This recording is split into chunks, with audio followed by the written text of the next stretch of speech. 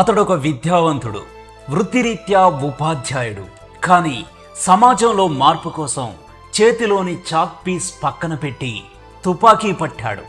3 దశాబ్దాల పాటు భారత అంతర్గత భద్రతకు అతిపెద్ద సవాలుగా నిలిచిన పేరు ముప్పాళ్ల లక్ష్మణరావు ఆలియాస్ గణపతి.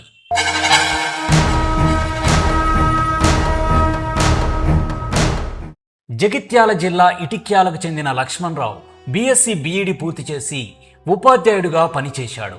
70వ దశకంలో పీపుల్స్ వార్ గ్రూపు సిద్ధాంతాలకు ఆకర్షితుడై అడవి బాట పట్టాడు. 1992లో పార్టీ పగ్గాలు చేపట్టి 2004లో పీపుల్స్ వార్ మరియు ఎంసీసీ విలీనం కావడంతో కీలక పాత్ర పోషించాడు. దీనితో ఏర్పడిన సిపిఐ మావోయిస్టు పార్టీకి తొలి ప్రధాన కార్యదర్శిగా బాధ్యతలు చేపట్టాడు.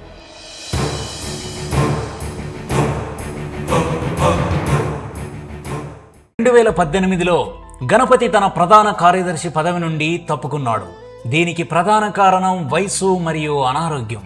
ప్రస్తుతం 77 ఏళ్లు పైబడిన గణపతి తీవ్రమైన కీళ్ల నొప్పులు, మధుమేహం మరియు ఊపిరితిత్తుల వ్యాధులతో బాధపడుతున్నట్లు సమాచారం. తన బాధ్యతలను నంబాల కేశవరావుకు అప్పగించి సలహాదారుడిగా ఉంటున్నాడు.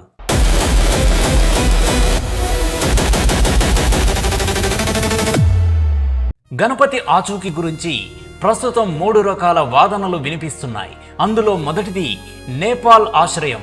తీవ్ర అనారోగ్యం వల్ల అతను అడవిని విడిచిపెట్టి నేపాల్లోని ఒక రహస్య ప్రదేశంలో చికిత్స పొందుతున్నాడని నిఘా వర్గాలు అనుమానిస్తున్నాయి. ఇక రెండవ వాదన ఏంటంటే, మరికొన్ని కథనాల ప్రకారం లొంగుబాటు చర్చల కోసం అతను ఇప్పటికే ఢిల్లీకి చేరుకున్నాడని, కేంద్ర నిఘా వర్గాల పర్యవేక్షణలో ఉన్నాడని ప్రచారం సాగుతోంది. త్వరలోనే ఏదో రాష్ట్రంలో లొంగిపోవచ్చని ప్రచారం సాగుతోంది.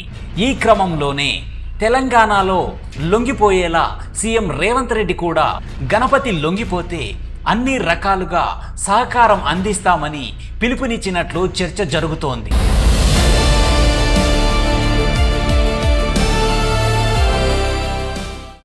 ఇక మూడవ వాదన విషయానికి వస్తే, అతను అసలు దేశంలోనే లేడని, బంగ్లాదేశ్, ఫిలిప్పీన్స్ వంటి దేశాలకు వెళ్ళాడనే ఊహాగానాలు వినిపిస్తున్నాయి.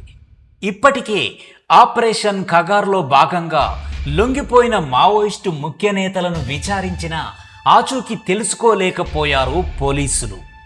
గణపతిని చూసి 7-8 ఏళ్లు అయిందని, తమకు టచ్లో లేడని లొంగిపోయిన మావోయిస్టు ప్రధాన నేతలు పోలీసులకు చెప్పినట్లు సమాచారం.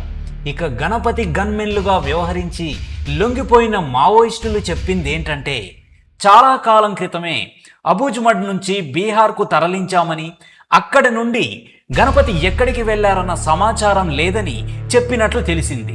అయితే సుదీర్ఘకాలం అండర్ గ్రౌండ్ జీవితంలో ఉన్న గణపతి తల దాచుకునే వ్యూహాలు కూడా కొత్తగా ఉంటాయన్నది లొంగిన మావోయిస్టు నేతల మాట. అయితే దేశ సరిహద్దులు దాటి బంగ్లాదేశ్ కానీ, నేపాల్ లేదా ఫిలిప్పీన్స్ లాంటి దేశాలలో తలదాచుకొని ఉండవచ్చని చెబుతున్నారు.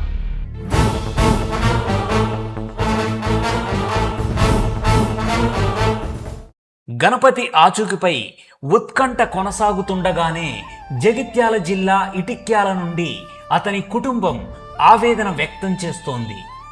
గణపతి సోదరుడు మీడియా సాక్షిగా ఒక భావోద్వేగ విజ్ఞప్తి చేశాడు.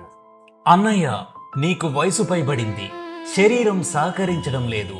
నీ ఆశయం ఏదైనా ఈ వయసులో నీకు కుటుంబం తోడు కావాలి. ప్రభుత్వం ఇస్తున్న లొంగుబాటు అవకాశాన్ని వాడుకో. తక్షణమే జనజీవన స్రవంతిలోకి వచ్చి మెరుగైన వైద్యం చేయించుకో. నీ చివరి రోజుల్లోనైనా మన కుటుంబ సభ్యుల మధ్య గడుపు అంటూ సోదరుడు కన్నీటి పర్యంతమయ్యాడు.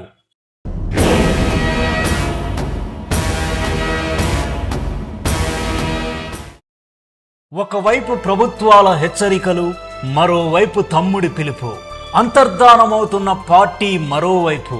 మావోయిస్టు పార్టీ ప్రభావం క్రమంగా తగ్గుతున్న వేళ గణపతి ఎలాంటి నిర్ణయం తీసుకోబోతున్నాడు? దశాబ్దాల సాయుధ పోరాటానికి స్వస్తి పలికి శాంతి మార్గంలో వస్తాడా?